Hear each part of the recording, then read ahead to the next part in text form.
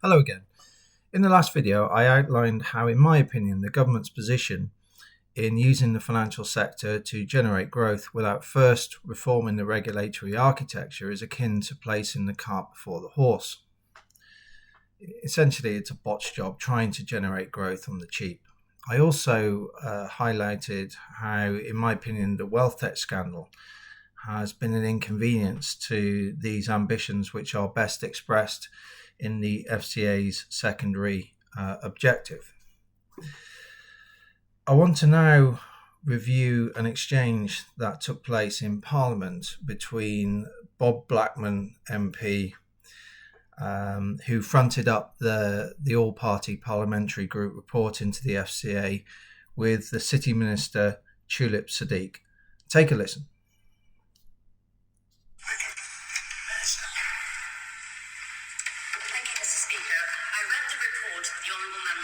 With great interest, and I have a lot of sympathy for those who suffered in the report.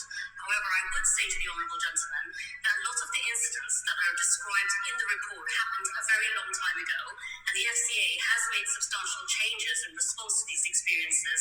It doesn't mean it's the end of our engagement, obviously, with the FCA, but they are continuing to hold them to account.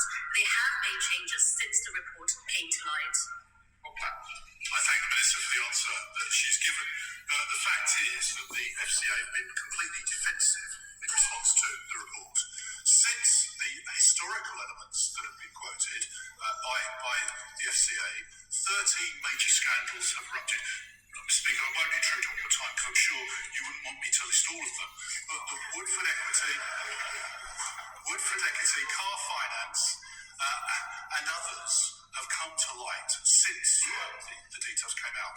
Clearly there's a need to fundamentally reform the FCA so that victims of scandals are properly compensated and actually the industry is properly regulated in a way that we'd all like to see. Minister. I thank the Honourable Gentleman for his question, and I understand there has been lots of people who have suffered, and it is explained in that report which I've said I've read. However, I would say to him, I do have confidence in the FCA. I have sent remit letters to them outlining what we expect them to do and to deliver on their objectives. There are certain things that the FCA are looking at, like the rulebook that they have, which we think is too extensive, and they should look at rules that don't need to be applied anymore. But overall, we are working with them closely. We do believe the FCA is trying its best. It's not possible to have a system where nothing ever goes wrong. But what we're trying to do is minimize that and make sure there's consumer protection. And the FCA know that we're working with them together to deliver on their objectives. So crucial. It's very clear that Siddiq's narrative was closely synchronized with that used by the FCA, which you would have seen via the spokesman comments when the report was published. Essentially, what they're trying to do is say that the report is based on historic events, so therefore it's not relevant because the FCA has fixed the issues that the report identified.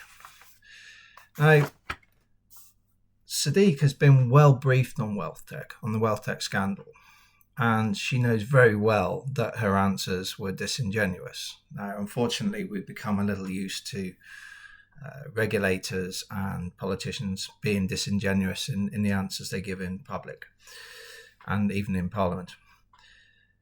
This series of videos demonstrates this. In particular, look at videos 2 and 3 and look at the narrative I posted in the respective descriptions. Let me explain the strategy here, how it works.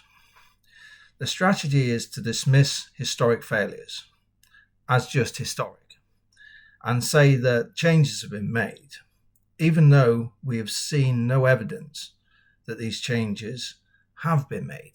Where is the evidence? We only have words from FCA spokesman or Tulip Siddiq or whoever it might be. On the contrary, we've seen only really a continuation of the failings. Hence, look at the series of videos that I posted to demonstrate that. But in the meantime, if somebody were to ask Siddiq or the FCA about WealthTek and the scandal that's erupted and say, well, this doesn't sit well with your answers that you've given in relation to the all-party parliamentary group report. They would then say, well, we can't answer questions about WealthTek because it prejudices the investigation. Now, I've already dealt with and debunked the prejudice, the investigation, obfuscation. If you look at the video, see the prejudice of morality. What they will try to do is carry the WealthTek case to its conclusion, guard it with prejudice, the investigation or case, and let's make an estimate that could be 2027 or 2028, and then say when you get to that point, when you are able to talk about it, they will just say that the issues have been fixed, such as Tulip Siddiq's answer in Parliament to Bob Blackman. But in the meantime, if a new scandal breaks, they will block accountability, even if there's commonality, by saying we can't talk about it because it prejudices the investigation. So I think you can see that this is the rinse and repeat cycle that I've identified in early videos, and why you never get to fix the problem and have proper accountability. There is one point where I do agree with Siddiq, and that's the point she made on we cannot expect the FCA to get everything right. And I do agree with that. They can't be expected to get everything right. However, under the current system, which I've outlined in this series of videos, FCA obfuscation compounds the distress experienced by the victims of financial scandals rather than helping them. And that's really the theme that runs through this entire series of videos on why I believe the regulated prosecutor model, with its built-in obfuscation, does fail the victims of financial scandals.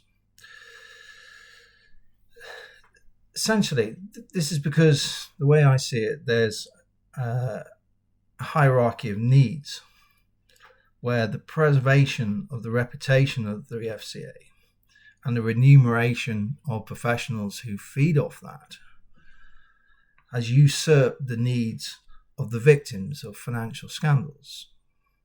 This is what I've termed throughout the series as inverted morality.